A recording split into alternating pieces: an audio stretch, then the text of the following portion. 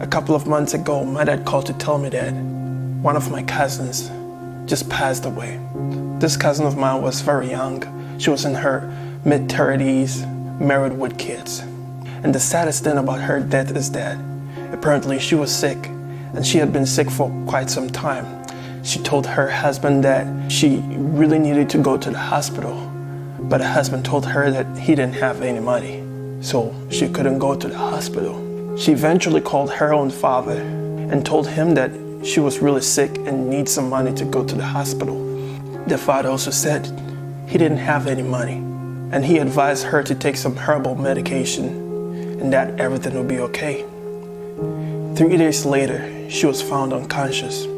She was rushed to the hospital and she was pronounced dead. What sickens me in this whole situation is that why did they have to sit down for her to fall unconscious before they rush her to the hospital? Why did they get the money to rush her to the hospital when she was unconscious? And the most annoying thing is that when she died, the family had money for a 1-week celebration. And not only that, they had money to buy a coffin. They had money for a funeral. They had money for food during the funeral. And lots of people attended this funeral. My question is that where were all these people when she was alive?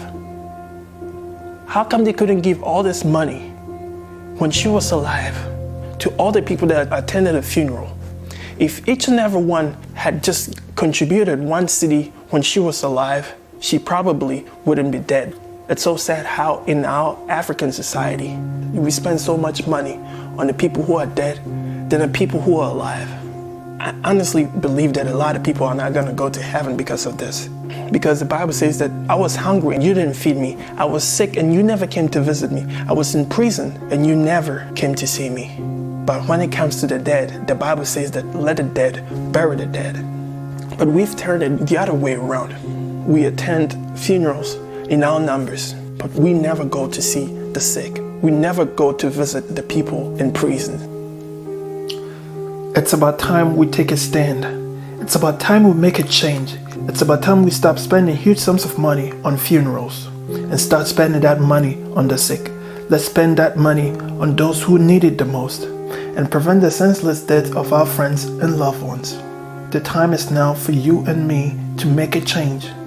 Because tell me, if not us, then who? If not now, then when?